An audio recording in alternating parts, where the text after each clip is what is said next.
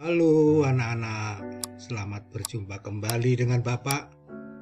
Pada pertemuan kali ini kita akan membahas muatan pembelajaran PPKN dengan topik penggunaan hak yang bertanggung jawab.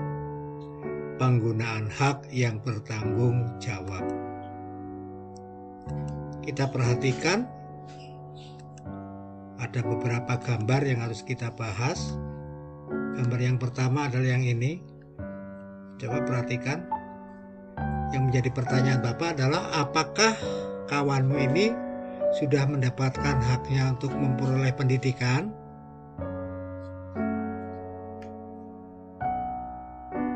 Nah, rasanya kalau melihat gambarnya kawanmu sudah mendapatkan haknya untuk memperoleh pendidikan karena bisa belajar dengan nyaman di sekolah. Kemudian gambar kedua, apakah kawanmu ini sudah mendapatkan haknya untuk menyampaikan pendapat? Sudah, karena kedua orang tuanya memperhatikan apa yang disampaikan oleh anaknya.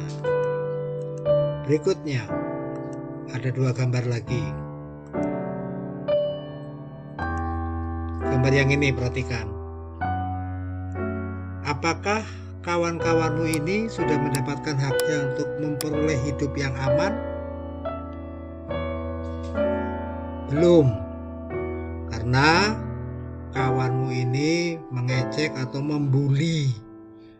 Ya, membuli bahwa sepatu kawannya berlubang, sudah jelek. Ya.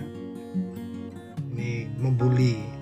Kemudian yang gambar keempat, apakah kawanmu ini sudah mendapatkan haknya untuk memperoleh kasih sayang?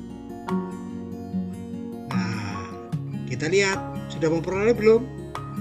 Iya, anaknya bingung, anaknya disuruh belajar, orang tuanya nonton televisi.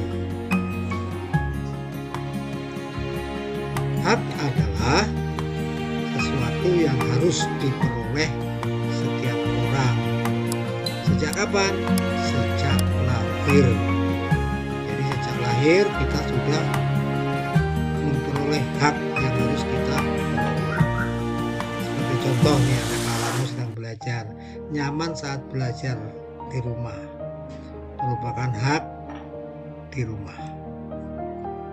Nyaman saat berdiskusi di sekolah, ya, nyaman saat belajar di sekolah, berarti mendapatkan hak belajar di sekolah dengan baik. Kemudian ikut serta, ikut ambil bagian dalam kerja bakti, ini juga termasuk hak kita, ya, karena kita akan mendapatkan lingkungan yang sehat.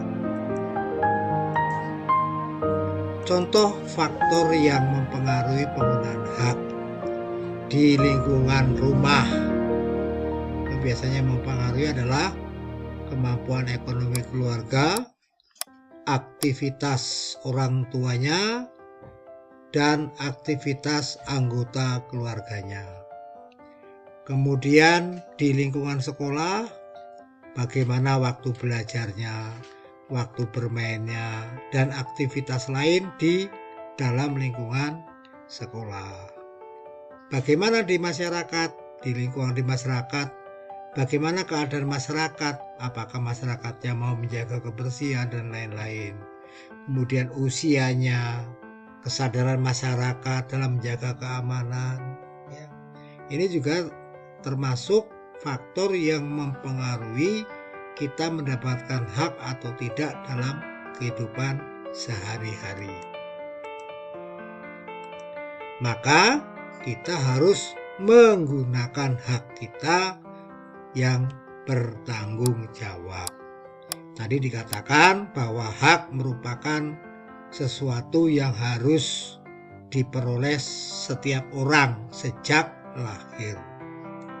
Maka hak kita harus kita gunakan dengan bertanggung jawab.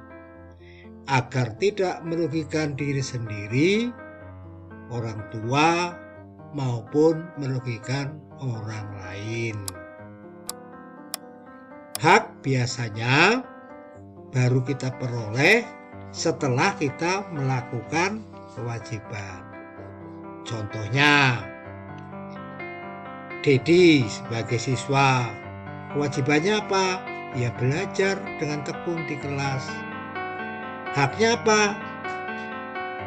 Akan memperoleh, akan memahami pelajaran yang disampaikan di sekolah.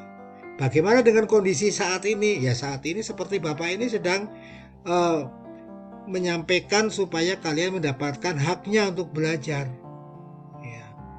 Jadi salah satu yang harus Bapak kerjakan adalah membuat video pembelajaran supaya kalian bisa belajar dengan video pembelajaran, dengan melihat video. Biasanya anak-anak tuh kalau melihat video lebih senang. Kemudian apa dampaknya jika tidak menggunakan hak dengan bertanggung jawab? Ya, apa dampaknya? Dampaknya akan merugikan diri sendiri, merugikan orang tua, merugikan orang lain, merugikan di semua di sekitar kita. Maka penggunaan hak harus dilakukan dengan tanggung jawab agar tidak ada yang dirugikan. Terima kasih. Ini salah satu contoh melaksanakan haknya. Ya, terima kasih. Materi singkat dari Bapak semoga bermanfaat agar kalian tetap belajar dalam situasi apapun, belajar dimanapun, kapanpun, dengan siapapun. Selamat belajar, sampai bertemu dengan materi yang berbeda.